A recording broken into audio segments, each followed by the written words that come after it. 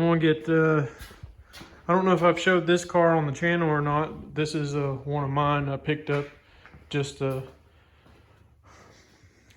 don't know if I'll get to do anything with it or I'll sell it before I do anything with it. But pretty solid car. I cut the front off to do a tube front end. When I get a chance to actually work on my own stuff, I may get to doing some of this. It's looks like it's got a lot of rust, but it's all just surface rust, where it was stripped down of the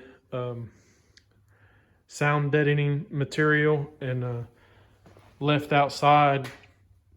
But I'll put some rust converter on it. I may even have it sandblasted and sealed up before I start doing some work to it.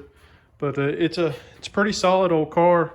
I'm not sure what somebody had plans on doing, but you can see they recessed the seat way in the back, a long steering. So, you know, the factory seat is supposed to sit about right here, so they've got it way back there. The doors are gutted. This door is actually just bolted to the jamb. You can't open it. It don't have any hinges or anything. It's just bolted there.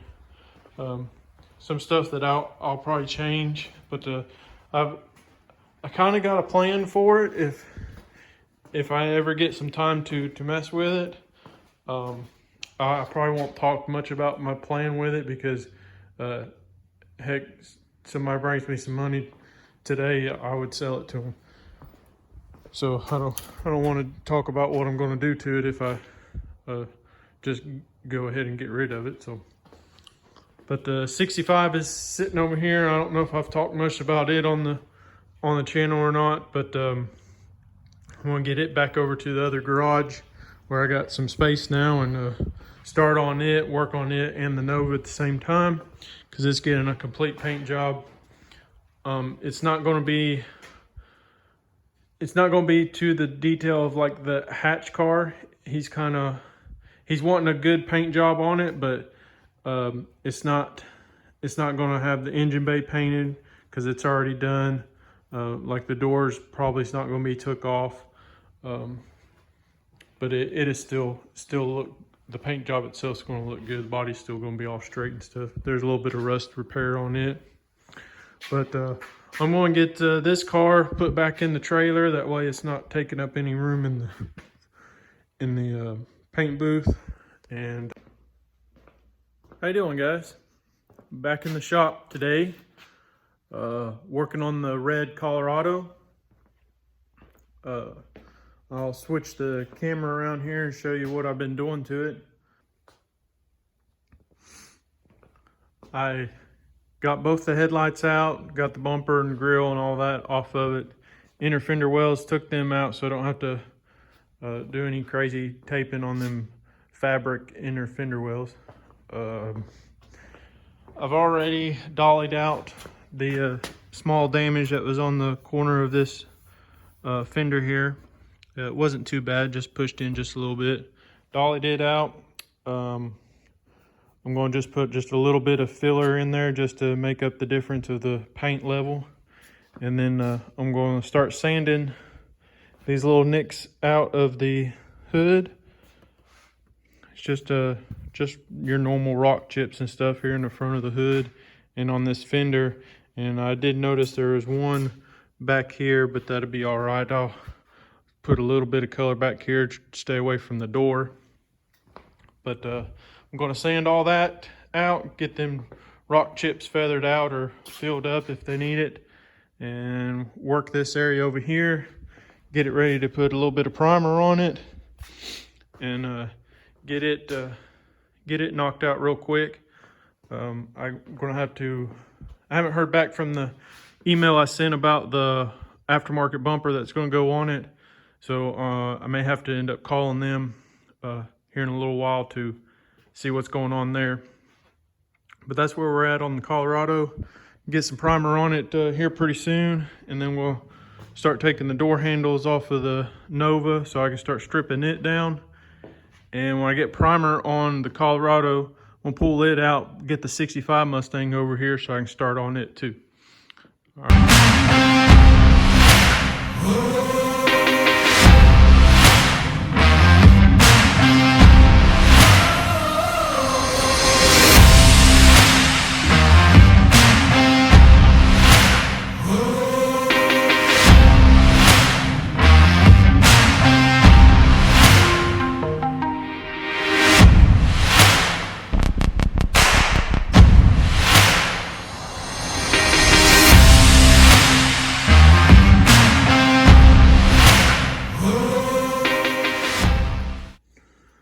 I kind of wanted to show you more of a closer of what I'm doing instead of just on the time lapse.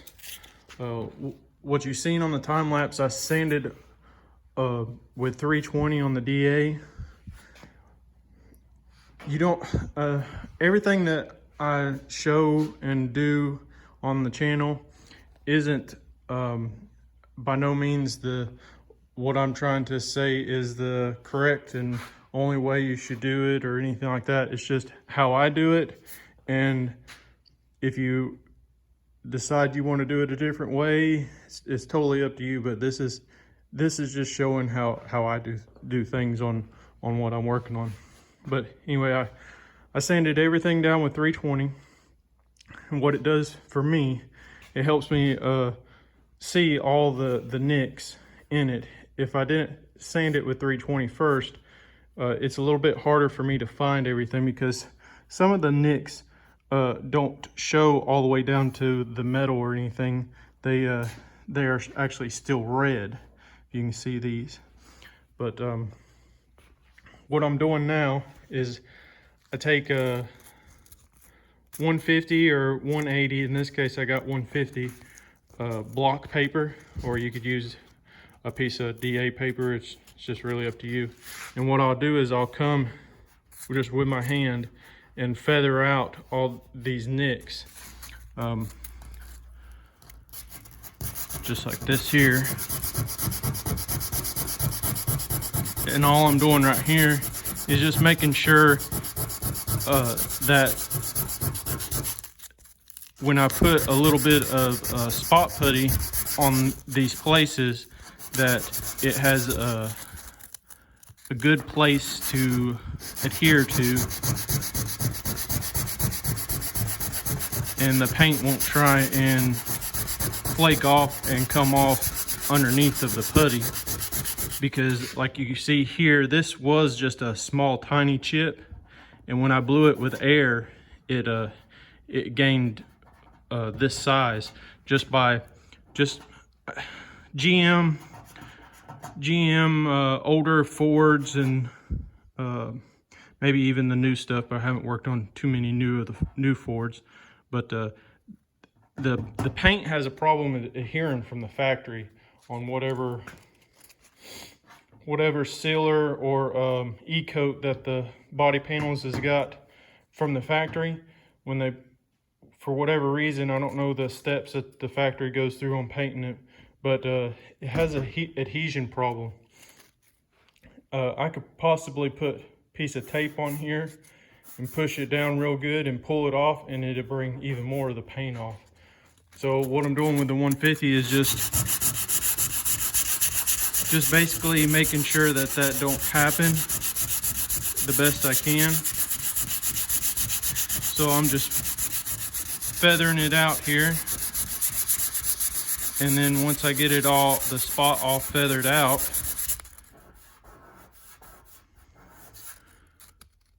just like that, I'll come back and I'll swipe a little bit of spot putty. Polyester putty is what I use. I'll swipe it over, and then I'll block it with a 320. You could use 150 or 180, 220, whatever, because I'm going to come back and prime these spots. But I make sure that all around it is 320, so when I finish sand it with 400, that it's all feathered out real nice, and don't have any issues of leaving too big of sand scratches and everything. But I just wanted to go over that with you. And like down here on this spot where I had ground the metal, I feathered it first with 180, and then all this is 320. But see how this little nick right here, it didn't go all the way down to the metal. It's still red. It'll sand out, but it would have been hard to see before I sanded it with 320.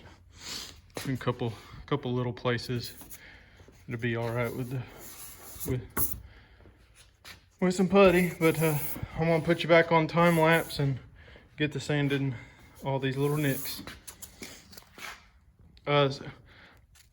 Before I do that, some people may take 180 or even 320 and just keep sanding on DA and feather all these nicks out, which I've done that before too. I don't really see anything wrong with that, but the area that it's going to take to feather that nick out is going to take quite a bit more primer in my eyes to get it level again after you feather it all out to where it goes all the way down to the bare metal.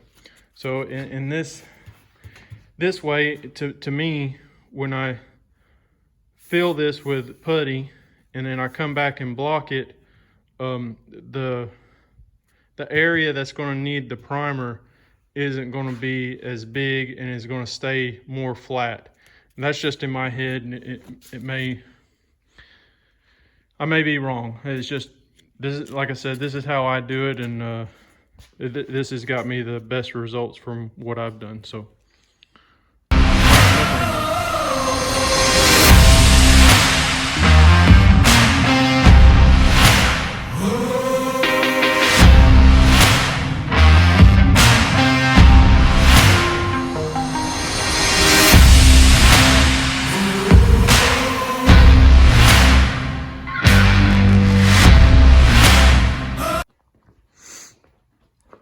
okay, I've got all the spots blocked out, feathered out. You can see how they look now. I got it taped up to where I can put some primer on the spots. And I figured, since I was going to be primering this piece of trim for the blue hatch that I just painted, it's going to need some primer. Had a spot in it there too that I had to put a little bit of filler in, but it's ready for primer. And this wing that somebody had, it was like this when I got it. The primer is all flaking off where it wasn't sanded good that they put on, and so I'm going to run over it real good with the 180 real quick and go ahead and prime it also.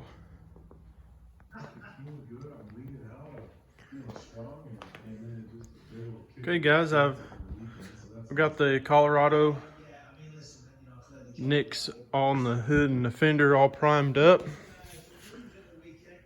You can see basically where the primer ends.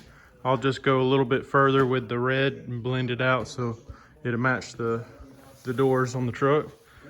I got to looking at the directions for the aftermarket bumper that I'm going to be putting on, and what you have to do is you have to cut these top pieces off the bumper here and still attach them so they fill in a gap that the aftermarket bumper has. And where he had hit a deer with this side, it messed up this corner just a little bit, so I'm gonna have to fix that. Luckily it gets cut down here, so I won't have to repair that, but the clip is just fine. So I'm going to be cutting the pieces off like they want. This side is just fine. I'll probably paint it just to make sure everything matches. Be silly to paint everything in the front except for that little piece. So I got the old grill that's all busted up. That's like an $800 grill, just to, if nobody knows. But I got it all took off so I can cut that piece off. And I did prime the wing real good. and that piece of molding. It turned out real good. I should just be able to sand with 400 and that'll be ready to paint. And I've got the, if you've watched my older videos, I painted this reef blue hood for a coupe car. It's got some trash in it. I should already had it sanded and buffed, but the owner hasn't needed the car, and he's getting ready to have it back together in about a month. So I'm going to go ahead and sand that hood and buff it for him and take it to him. If I remember, and if he don't care, I may video some of his cars when I deliver it, because he's got some really nice fox bodies. But that's the agenda on today. I also took the handles and the keyholes out of the Nova the other day, so I can start sanding on it. But once I get these pieces off, I'm gonna move the Colorado out, get the 65 over here too, and start working on it once I get these small things done. All right.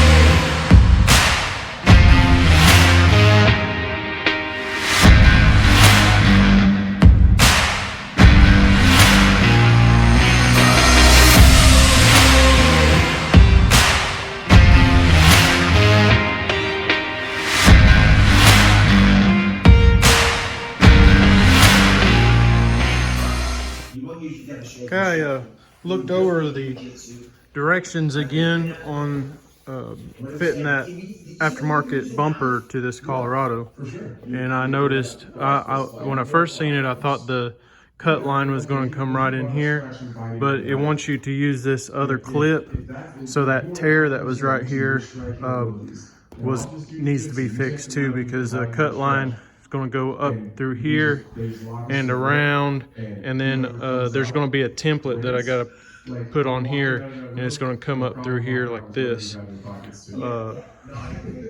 So I got to wait on the template when they send me the actual bumper that they didn't send. But in the meantime, I went ahead and you seen in the time lapse, I melted the plastic and fixed the crack on the back side first, and then kind of smoothed it over on the front side. And same with this corner here.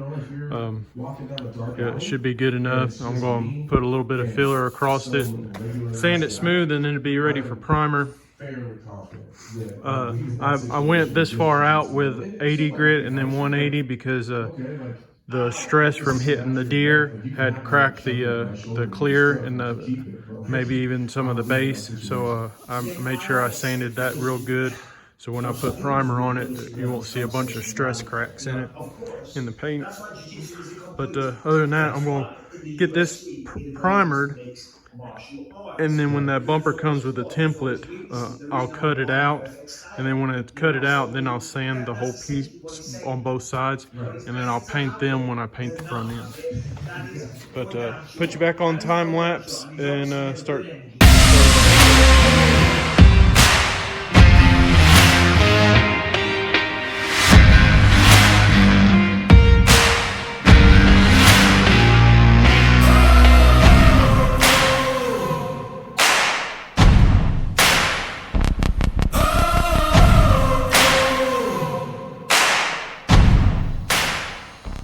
So you can kind of see when I said that I had a bunch of trash in this hood, you can kind of see now what I was talking about, because it was kind of hard to pick up the trash in the camera. But now that I've nibbed the majority of the large pieces of trash out, you can kind of see what I was talking about. Now I painted this hood before I did the work to the paint booth in there, so I shouldn't be getting as much trash in my stuff as this hood has got. Plus when it's flat laying flat like this, you're going to get the most trash in your paint jobs. If something is, you know, standing straight up, you're not going to get as much trash. And I try and lay the hoods flat like this because the clear lays down a whole lot better. And I like painting all my stuff with. I like to get as least amount of trash in all my stuff as possible, so I don't have to buff it, because buffing, when you cut your clear is your UV protection. So if you buff and you cut it down, that just means you're cutting the protection layer of the paint. And the more you cut down, the less it's going to protect the color underneath of it. So it's going to start to fade faster and everything like that, especially if somebody don't keep wax or some kind of protective coat on it. So I like to make sure, I like to try and do as much stuff without buffing as I can. Plus, I don't like buffing. But another reason why you see this like this, now this is another thing that I like to do. It's not necessarily maybe the right way to do. A lot of people probably would have just started sanding and sanded all the dirt out just with sandpaper. But I like to take a razor blade and go through and feel all the large pieces of dirt that I can feel with my hand. I like to take a razor blade and just nip them out, because the razor blade is straight and solid. So it's going to hit the top of your dirt and get the top of it faster than the paper and your sander. So you got to think, if you have a mound and you have sandpaper running over top of it, it's going to hit that top of that mound, but it's also going to sand around the mound. So you're taking off layers. Just like this here, you're taking off layers around it the same amount as the top. So it's going to try and make a wave. Now, I get it to this point because you can barely feel that right there, that razor blade took more of the center off first before it started touching the outsides. So now when I sand it, it shouldn't take much to just sand it off. So in my head, I'm taking the least amount of clear off around where that dirt spot is that's possible. And it less chances of making a bunch of waves everywhere. But that's where I'm at, and I'm going to start sanding and go over this hood and get it ready to buff out.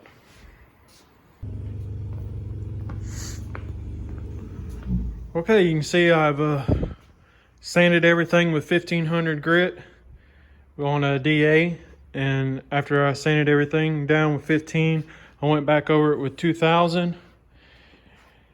Sanded it real good with 2000, and then I put 3000 Trizac pad on it and added a little bit of water, went over it. You can see it's all nice and smooth now. Should buff out fine. No dirt or anything left in it, it looks like. So we'll bring back the shine and it'll be ready to go. I went ahead and blocked out the filler I put on the bumper. You can see it looks pretty good. Put a good coat of primer on it. I went over it with 320 also. Let's just feather it out. I'm not going to use any of this down here. Like I said, the cut line's going to be right above here. But just so everything does right, I'm going to go ahead and primer what you see. So I'm going to put that over in the booth to prime it. I would pull the truck out and get the 65 over here, but it's raining pretty good outside. So I don't want to buff this hood out and then start sanding on the Nova and get it all dusty after buffing it. So I'm gonna wait until this evening to buff it last and I'm going to try out my new tool on the Nova and see how it works. All right.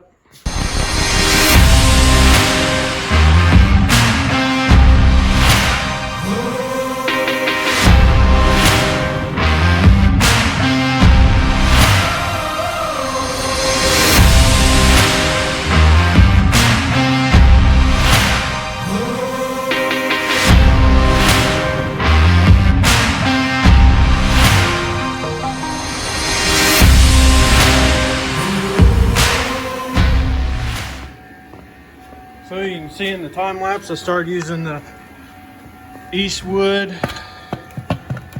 SCT Contour SCT surface conditioning tool that I ordered basically just for something like this.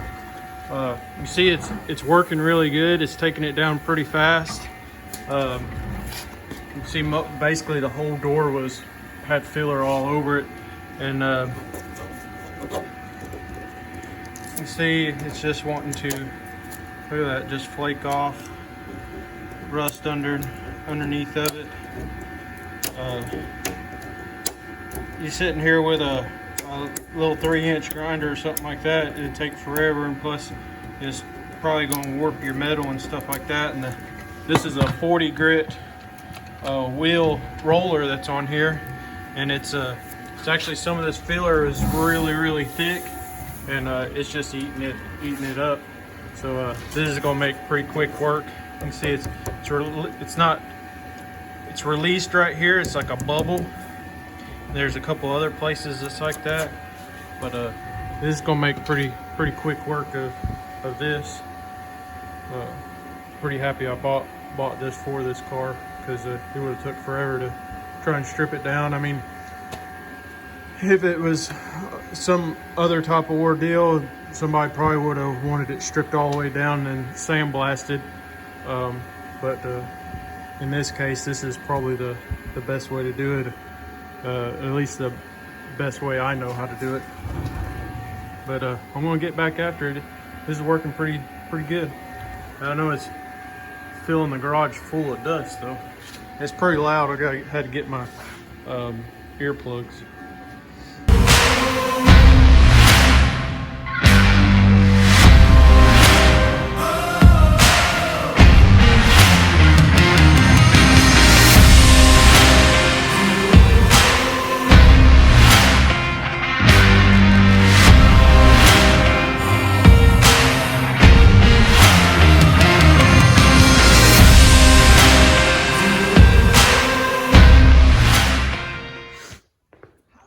All right, I went ahead and buffed this last thing. I'm about to go inside. Turned out really good. Don't look like there's no trash in it now.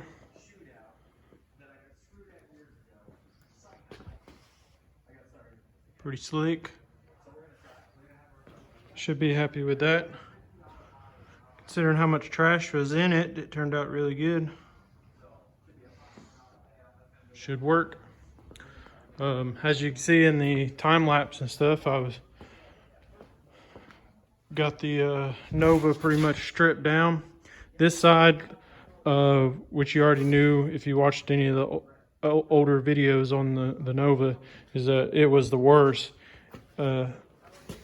side, and a lot everywhere that it was bubbling, except for right in this area, it didn't really have any bubbling, but there was quite a bit of Bondo here. But everywhere else that it was releasing from the metal, and the metal was kind of like rusting, looks like it was trying to rust, there was filler there. And for whatever reason, I couldn't really give you a good reason, but it's like it just wasn't wanting to stick to the metal.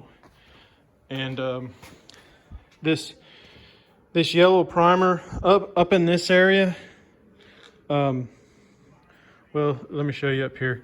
I'm not for sure if this yellow primer is epoxy primer or not. It could possibly, but my guess is that it's a yellow Marhide primer, which it's it's a really good primer. I've used it quite a bit before. If this is the same stuff, it's high build, and it works really good. It's real hard to sand, but it really needed. I mean, this could possibly be epoxy, but if it is epoxy, everywhere that they put filler, they should have primed it with this first, because it really looks like this bit into the metal really good. There was just very few areas that it didn't seem like it wanted to stick, but everywhere there was filler, the primer wasn't on the metal before the filler, and everywhere there was filler, it was wanting to release. I wasn't wanting to go up this far, but there was a few bubbles up here, and that was because all this was filler because of the seam from factory where the lead is. They smoothed that up, just basically like a fox body. And there was a spot around this area, and right here it had filler in it that was bubbling too. So I went ahead and went up both sides on the quarters that far. I don't think I'll have any problems out through the top and on the top of the trunk, because it looks like this primer is biting pretty good. Unless I find a couple bubble spots and there's filler there, then I'll take that all the way down. But other than that, I'm going to hit it with 80 grit. This black isn't sticking too good to this primer, so I'm going to go ahead and take all that off down to the primer. And then I'll take epoxy primer and put on the metal first before I do any of the body work, which this side's going to need some body work because there's quite a few dents and stuff in it. See here there's dents, and if you look at the old video, this was one of the spots that just flaked off too. It looks like they did some repair work over here. It had a lot of filler in it. It was bubbling out, so I went ahead and on this side over here was bubbling, had filler basically on the whole edge of the trunk for whatever reason. I went ahead and took it off. Like I said, the primer seems like it's biting into the metal pretty good.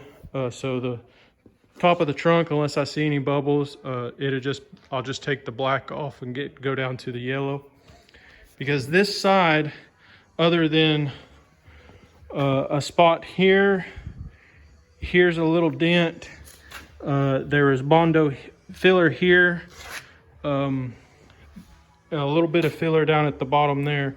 But the rest of this side, of course up here where the lead's at, but the rest of this side was all just the yellow primer on top of the metal and then the black.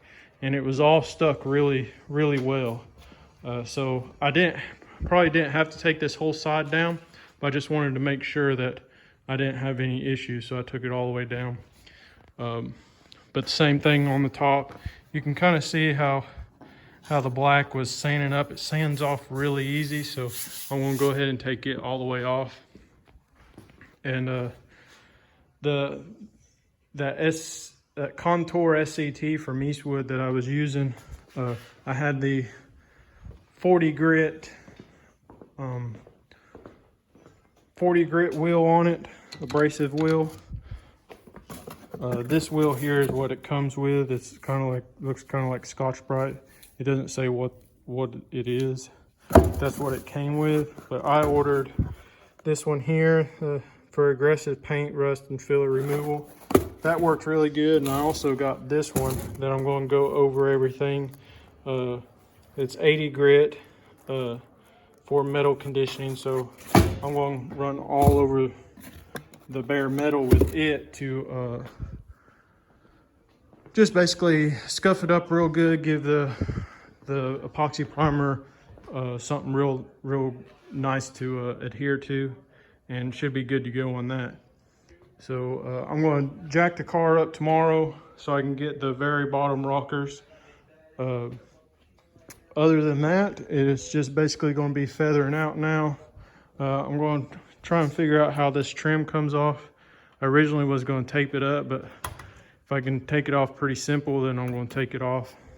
This trim is going to be easy to tape up, so I'm going to just tape it up. The windshield, I'd like to take the trim off around the windshield also. But that's where I'm at. Colorado bumper that you seen earlier, fixed the places on it. I primed it. It's over there in the booth. The fenders over here, I'm still gonna have to strip them with the Contour, and it seems like the very tops of the fenders are going to be basically the same as the car. I won't have to do it, so I should be able to go up to the body line, because it should be just like this, just like the car. So yeah, that's where we're at on everything. This is ready to go. I'm gonna take it back to him probably Saturday, but today's Wednesday. I'm probably going to end this video here. That way I'll have 2 videos up this week, because last week I sucked and didn't make a very good video because I was in the hospital. But if you've made it this far, make sure you like, share, and subscribe. And thanks for watching. And I'll see you on the next one.